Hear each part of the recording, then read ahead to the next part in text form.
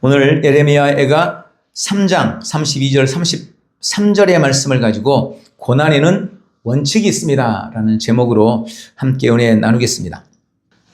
한 살 된 수아마비 장애 아들을 안고 한 엄마가 펑펑 웁니다. 의사는 침통한 목소리로 말했습니다.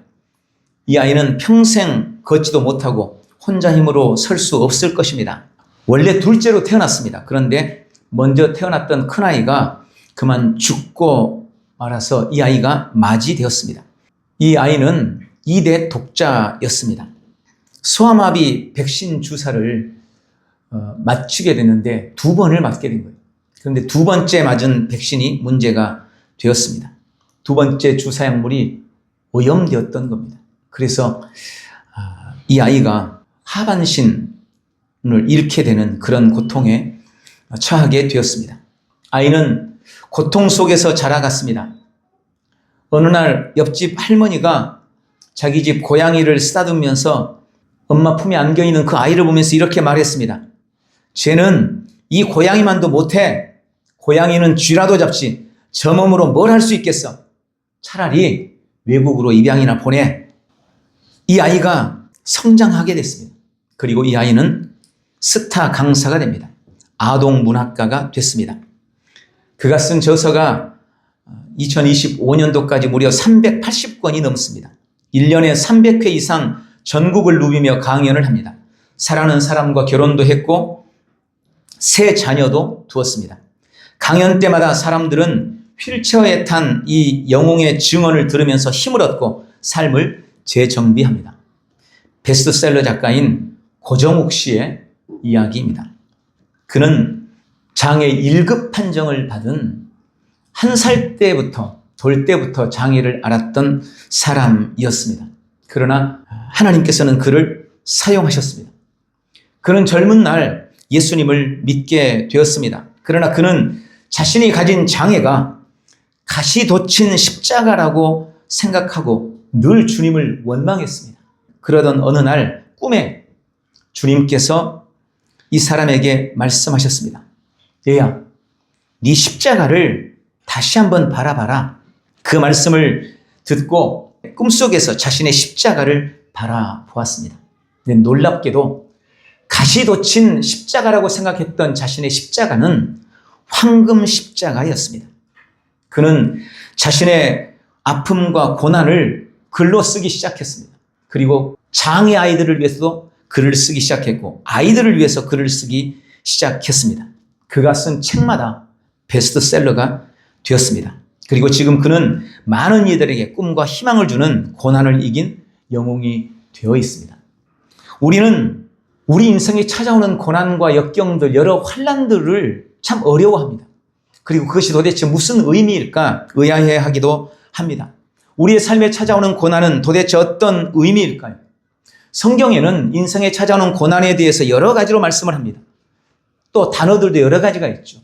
고난은 시험이라고도 하고 시련이라고도 하고 환난이라고도 합니다. 근데 오늘은 이 고난이라는 단어로 사용하려고 합니다.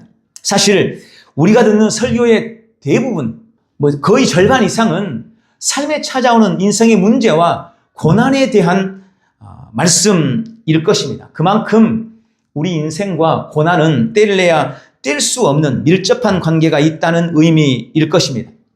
남녀노소를 불문하고 잘 살든 못 살든 고난 없이 사는 사람은 단언컨대 없습니다. 고난이 늘 우리 인생에 동행합니다. 늘 함께 하면서도 피하고 싶고 함께 가고 싶지 않은 것, 그것이 고난입니다. 오늘 말씀을 통해 고난에 대해서 우리가 바르게 이해하고 고난 속에 담긴 하나님의 뜻과 섭리를 발견해내며 그 은혜를 누리는 복되고 귀한 지체들 되시기를 주님의 이름으로 축원합니다. 먼저 저는 고난에도 종류가 있다는 것을 말씀을 드리고 싶습니다. 성경에 보면 고난을 크게 3가지 정도로 구분할 수 있습니다. 첫 번째는 미혹과 유혹으로서의 고난이 있는 것을 알게 됩니다. 이것은 사탄 마귀가 주는 것입니다. 이 미혹과 유혹으로서의 고난은 성도를 넘어뜨리려고 오는 시험이고 고난인 것입니다. 베드로전서 5장 8절 9절은 말씀합니다. 근신하라 깨어라 너희 대적 마귀가 우는 사자같이 두루다니며 삼킬 자를 찾나니 너희는 믿음을 굳게 하여 이를 대적하라. 이는 세상에 있는 너희 형제들도 동일한 고난을 당하는 줄을 알미라. 사탄 마귀는 가지가지 인생의 역경과 어려움들을 통해서 우리를 믿음에서 떠나도록 하고 우리를 믿음의 길에서 넘어뜨리려고 합니다. 지금도 사탄 마귀는 눈을 시퍼렇게 뜨고 우리의 약점을 공격하려고 살피고 있는 중입니다. 이런 사탄의 미혹과 유혹은 깨어 기도하고 특별히 믿음으로 사탄을 대적함으로 이길 수 있다고 성경은 분명하게 말씀합니다. 두 번째 고난으로서는 테스트로서의 고난이 있습니다. 테스트로서의 고난이 있습니다. 이것은 마치 학교에서 치르는 시험이나 직장에서 치르는 승진시험 혹은 운전면허 시험처럼 실력과 자격이 되는지를 평가하는 것으로 은혜와 축복을 주기 위한 하나님께서 하시는 테스트입니다. 이 고난, 이 테스트를 견디고 합격한 사람에게는 축복과 영광이 주어지고 만약 실패하거나 불합격한 사람이 있다면 그 사람에게는 연단의 시간이 주어지게 됩니다. 아브라함은 자식을 제물로 바쳐야 하는 엄청난 고난을 맞이했을 때 그것이 하나님의 시험, 하나님의 테스트라는 것을 알았기 때문에 기꺼이 자기 자식을 제물로 내어놓을 수 있었습니다. 만약 그가 그것이 하나님의 시험이라는 것을 알지 못했다면 누군들 자기 자식을 제물로 바칠 수가 있었겠습니까? 그리고 그 시험에 대해서 하나님은 이렇게 말씀하셨습니다. 창세기 22장 12절 그 아이에게 네 손을 대지 말라. 그에게 아무 일도 하지 말라. 네가 네 아들 네 독자까지도 내게 아끼지 아니하였으니 내가 이제야 네가 하나님을 경외하는 줄을 알았노라. 한마디로 말하면 야, 너 합격이라고 말씀하신 겁니다.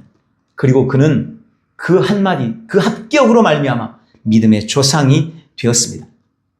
세 번째 고난의 종류는 연단으로서의 고난이 있습니다. 이것은 헬라어 페이라스모스라고 번역합니다. 페이라스모스인데 철을 두드려서 연단하는 것 혹은 금을 용광로에 넣고 재련하는 것을 페이라스모스라고 합니다. 하나님이 우리를 다듬고 만들어가는 과정으로서의 고난이 있다는 것입니다. 이것이 연단으로서의 고난입니다. 욥기서 23장 10절에 내가 가는 길을 그가 아시나니 그가 나를 단련하신 후에는 내가 순금같이 되어 나오리라. 이러한 연단으로서의 고난은 순금같이 나올 나를 기대하면서 참고 인내하고 끝까지 견딤으로 말미암아 이겨낼 수 있는 것입니다. 물론 지금까지 말씀드린 이런 고난의 종류들이 이건 미혹이야, 이건 테스트야, 혹은 이건 연단이야 라고 명확하게 어떤 경계를 가지고 우리에게 찾아오지 않습니다. 어떤 것은 너무나 구분하기가 힘든 거예요. 이게 도대체 사탄이 주는 미혹인지 나를 시험하시는 하나님의 테스트인지 아니면 이것이 나를 연단하고 있는 것인지 헷갈릴 때가 많죠. 그리고 사실 수많은 시험들이, 수많은 고난들이 대부분 이것들이 혼용돼서 우리 삶에 찾아온다는 것을 우리는 알아야 합니다. 그럼에도 불구하고 우리가 이런 시험의 종류, 고난의 종류를 잘 이해하고 분별해 낼 때 우리는 우리의 삶에 찾아오는 고난을 효과적으로 대처할 수가 있는 것입니다. 앞에서 말씀드린 것처럼 아브라함은 자신에게 닥친 그 엄청난 시험, 그 엄청난 고난이 테스트라는 것을 알았기 때문에 기꺼이 자식을 내놓은 거예요. 만약 그걸 몰랐다면 시험에 그는 합격하지 못했을지도 모릅니다. 그래서 우리는 시험을, 이 고난을 잘 분별할 수 있어야 하는 것입니다. 우리 인생에 어떤 종류의 고난이 찾아온다고 할지라도 능히 이겨내는 복되고 귀한 지체들이 되시기를 주님의 이름으로 축원합니다. 두 번째로 오늘 제가 말씀드리고 싶은 말씀의 핵심은 고난에는 원칙이 있다는 것입니다. 오늘 본문 예레미야 예가 3장 33절에 주께서 인생으로 고생하게 하시며 근심하게 하심이 본심이 아니시로다 라고 하십니다. 어떤 종류의 고난이든 우리 인생에 찾아온 고난은 결코 하나님의 본심이 아니라고 말씀하고 계십니다. 그래서 주님은 하나님의 본심이 아닌 그 고난이 우리의 삶을 망칠까 봐, 우리가 하나님의 뜻이 아님에도 불구하고 그 고난으로 말미암아 무너질까 봐, 넘어질까 봐 주님께서 모든 고난에 중요한 원칙을 세우셨다는 것입니다. 고난이 우리를 무너뜨리지 못하도록 주님이 고난의 원칙을 세우셨어요. 욥의 지독한 고난을 한번 생각해 보십시오. 욥은 그야말로 성경에 나와 있는 그 어떤 사람보다 지독한 고난을 맞이했던 사람입니다. 그럼에도 불구하고 그는 그 고난을 이겨냈습니다. 성경에 보면 하나님께서 이 욥에게 고난을 허용하실 때 분명한 경계를 정해 주셨다는 것을 보게 됩니다.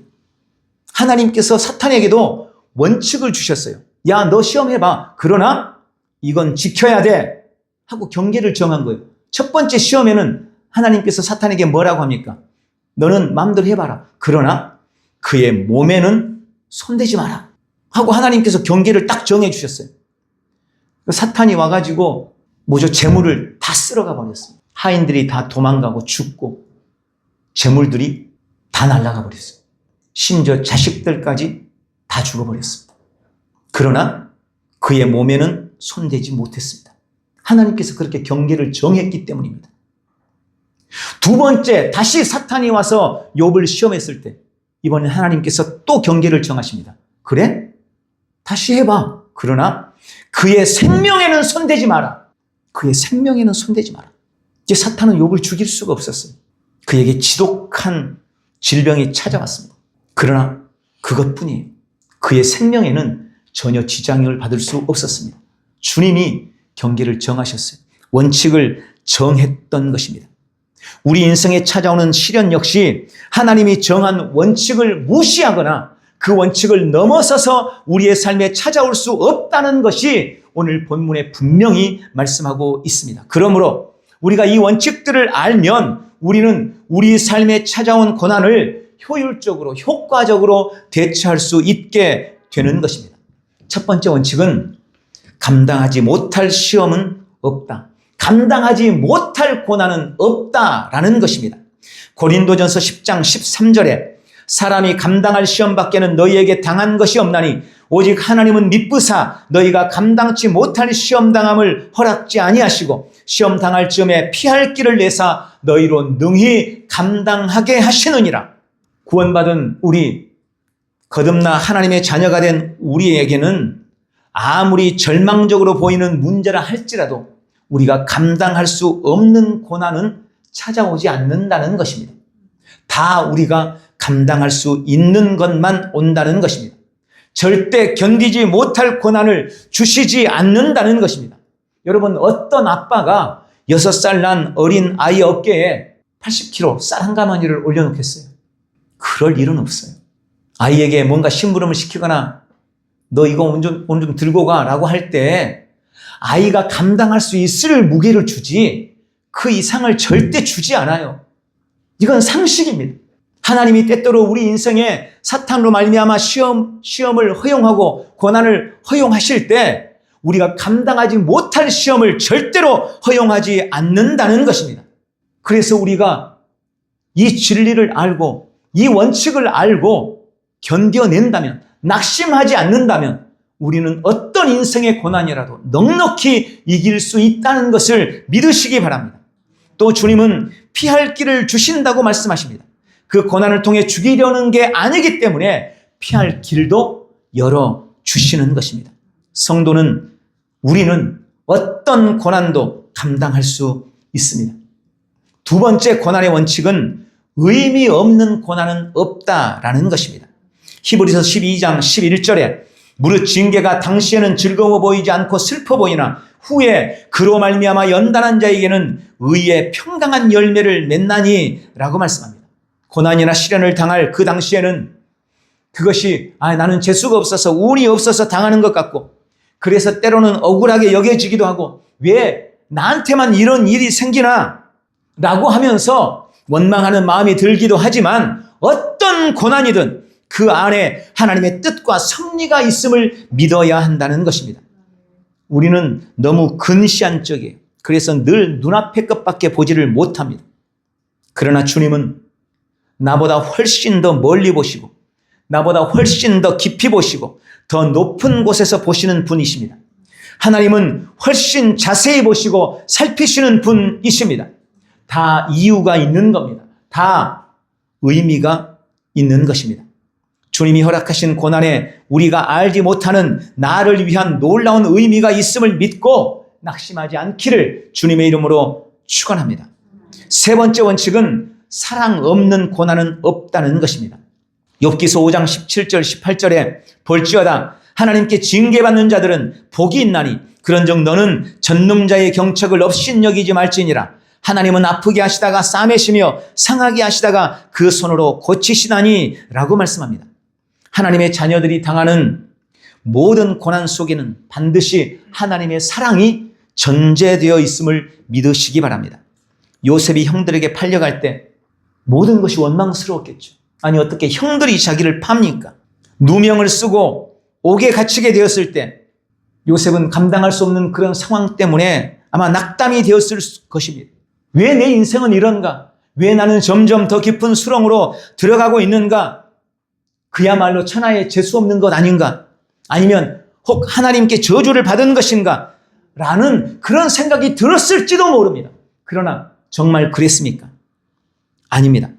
오히려 요셉의 그런 깊은 시련과 고난의 시간들은 하나님의 사랑의 손이 함께하는 시간이었습니다. 그래서 성경은 오히려 그가 절망 속에 들어갈수록 그가 형통했다라고 기록하고 있는 것입니다. 하나님의 사랑이, 하나님의 인자가 모든 베이스에 자리를 잡고 있는 겁니다.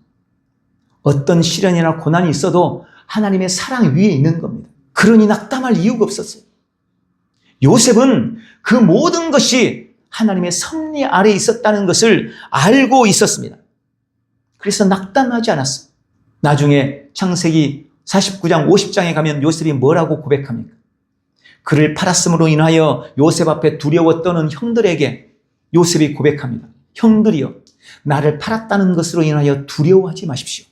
형들이 팔았지만 형들이 판 게 아닙니다.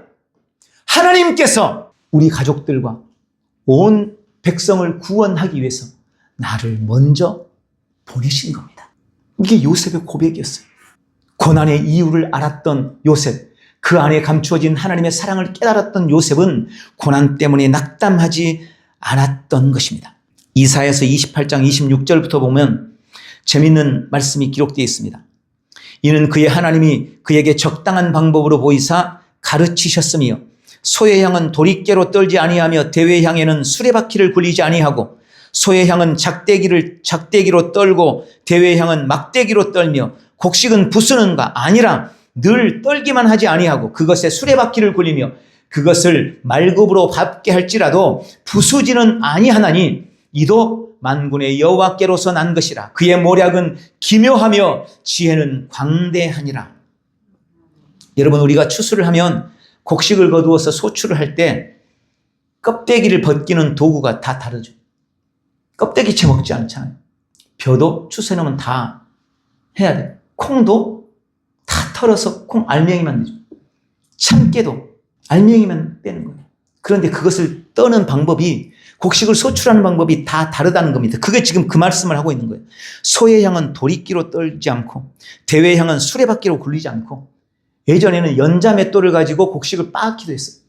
그렇게 무거운 걸로 갈아야 알맹이가 빠져나오는 게 있기 때문에 그런 겁니다.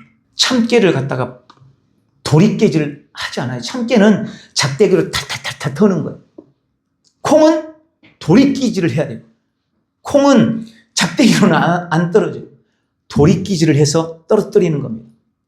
하나님은 너무나 우리 인생을 잘 알고 계세요.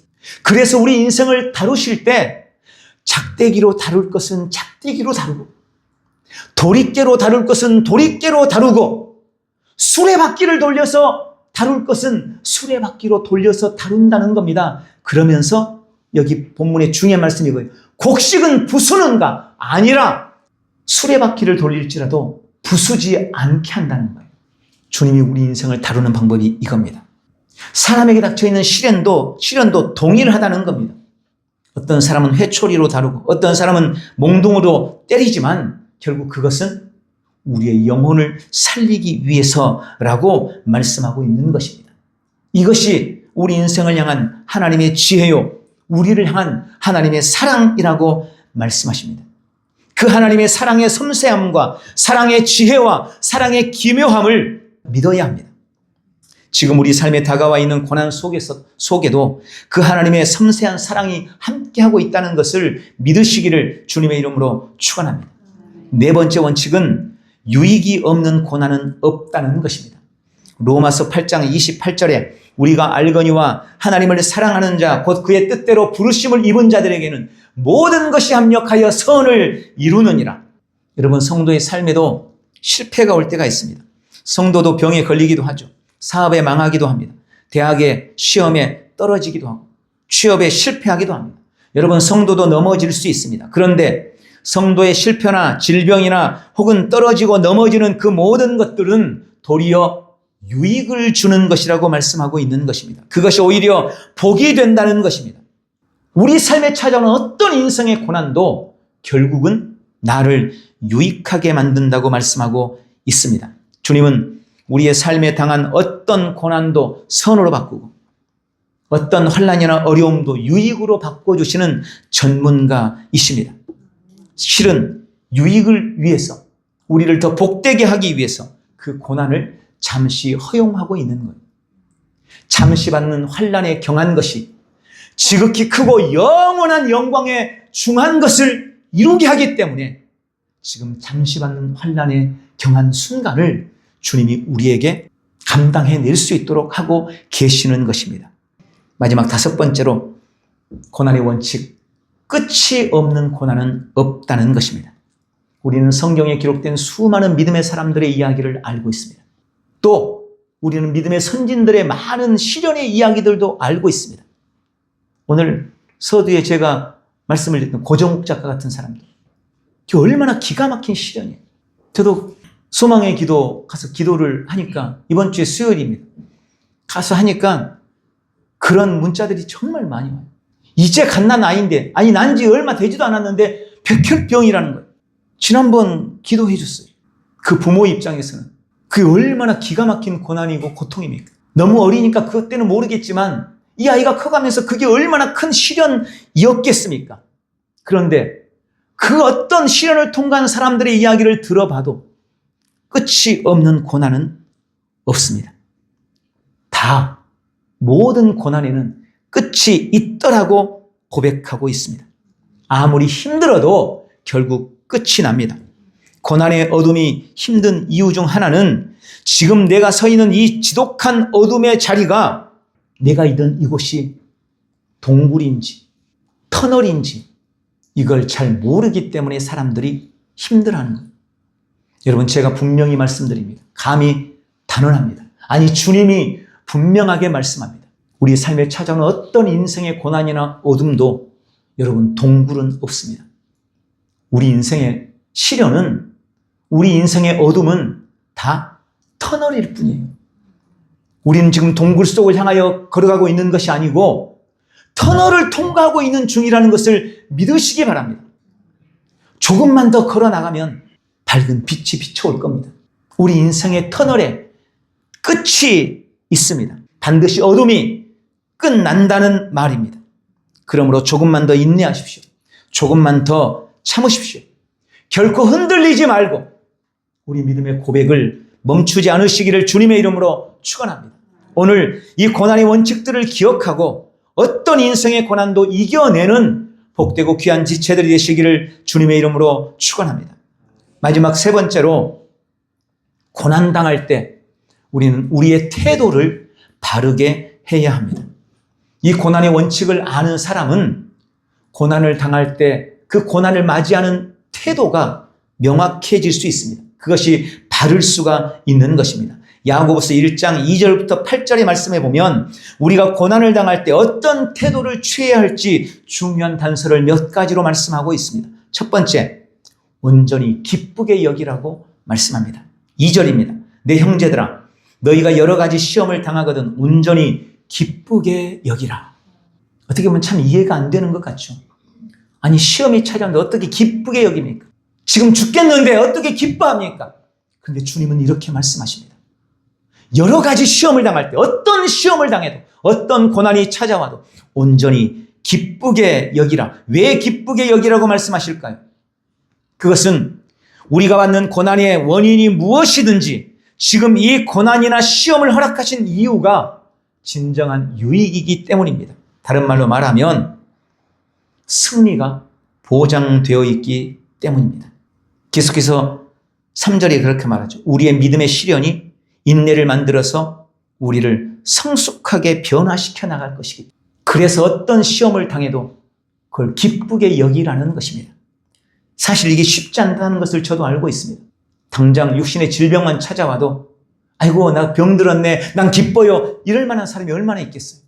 지금 큰 문제 앞에 맞닥뜨렸는데, 내 자녀에게 지금 사고가 났는데, 혹은 우리 직장에 뭐가 문제가 생겼는데 하하하 웃을 수 있는 사람이 어디 있겠어요.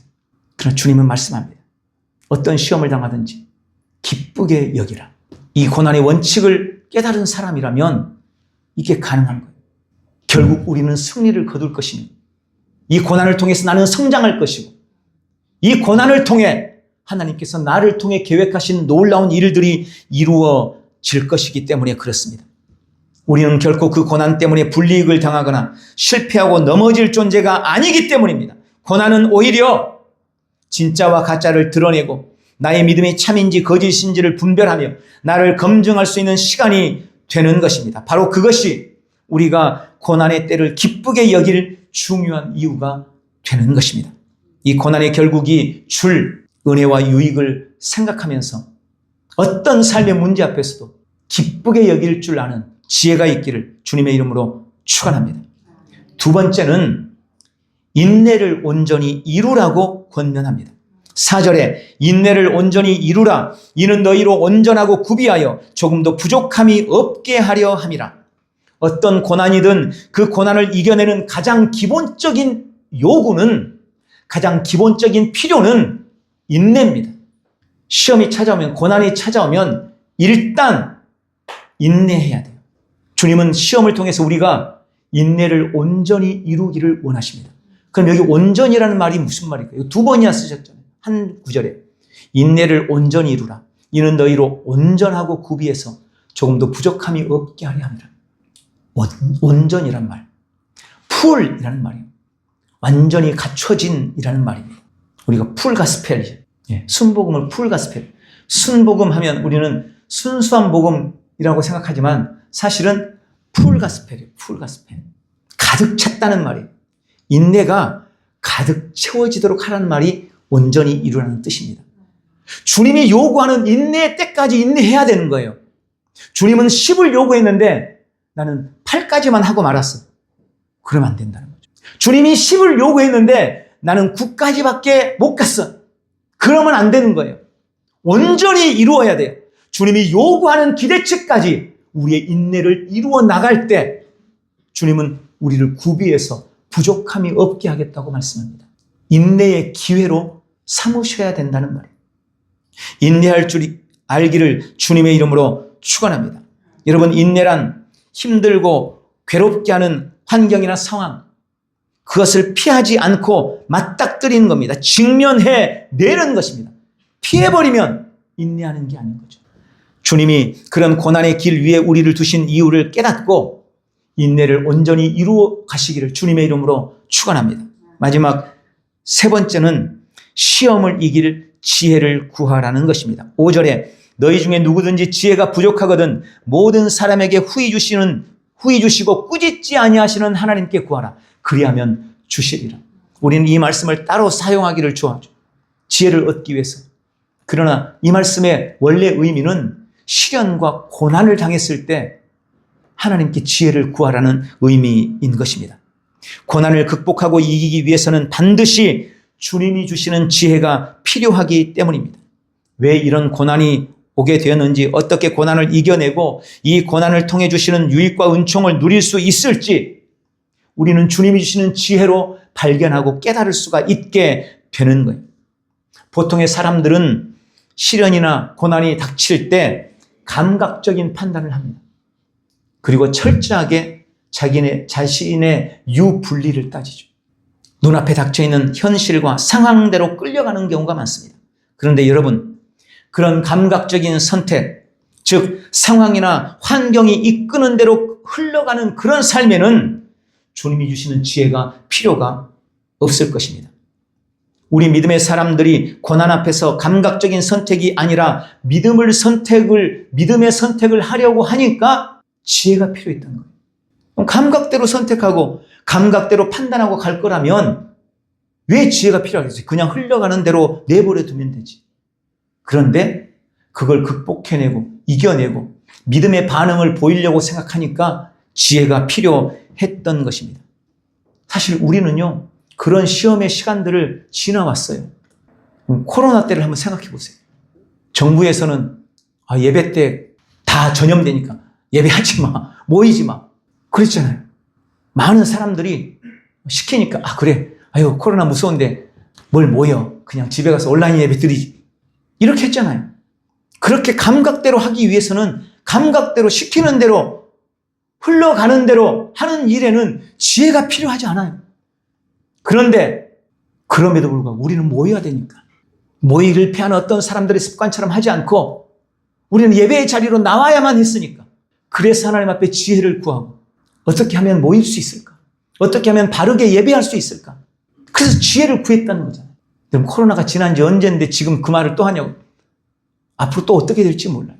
의사들, 과학자들 혹은 미래학자들은 다 그렇게 얘기했습니다. 앞으로 그런 전염병들이 계속해서 생겨날 확률이 많다고. 그런데 아무 생각 없이 그냥 지나가면 우리는 또 감각적인 선택을 하면서 그렇게 신앙을 할 수밖에 없어요. 사탄은 그것을 집요하게 물고 늘어지고 그것들을 통해서 우리를 넘어뜨리려고 할 겁니다. 그러나 우리는 사탄이 좋아하는 반응으로 반응하지 않고 주님이 기뻐하는 반응으로 반응하기 위해서 지혜가 필요한 거예요. 그래서 지혜를 구해야 되는 겁니다. 여러분의 삶에 어떤 인생의 문제나 환난이 찾아왔습니까? 주님이 원하는 반응을 보이기 위해 지혜를 구하시기를 주님의 이름으로 축원합니다. 오늘 말씀을 맺겠습니다. 삶에 고난이 없는 사람은 없습니다. 지금 어쩌면 고난의 길 위에 서 있는 분들도 있을지 모르겠습니다. 오늘 고난의 원칙을 기억하고 주님이 기뻐하시는 바른 태도로 모든 고난들을 이겨나가고 고난이 유익이 되는, 또 고난이 우리에게 주는 유익을 삶에 누려내는 복되고 귀한 성도들이 다 되시기를 예수님의 이름으로 축원합니다. 기도하겠습니다. 사랑하는 아버지, 내 삶에 찾아온 고난이 주님의 본심이 아니라고 우리에게 말씀해 주셔서 감사합니다. 나는 삶에 찾아오는 갖가지 문제 앞에서 주님이 가르쳐 주신 고난의 원칙을 기억합니다. 주님은 언제나 감당할 시험만 주시고 모든 고난에는 의미가 있으며 사랑이 전제되어 있음을 압니다. 모든 고난이 나에게 유익이 되게 하시고 결국 승리를 주시는 주님을 찬양합니다. 나는 고난을 만날 때 온전히 기뻐하고 인내를 온전히 이루어가고 주님이 주시는 지혜로 고난이 주는 유익을 누리기로 결단합니다. 오늘 우리의 결단과 결심에 성령 하나님 인쳐주시고 매일 승리의 삶을 누리는 복되고 귀한 지체들 되도록 축복해 주시옵소서. 예수님 이름으로 기도합니다. 아멘.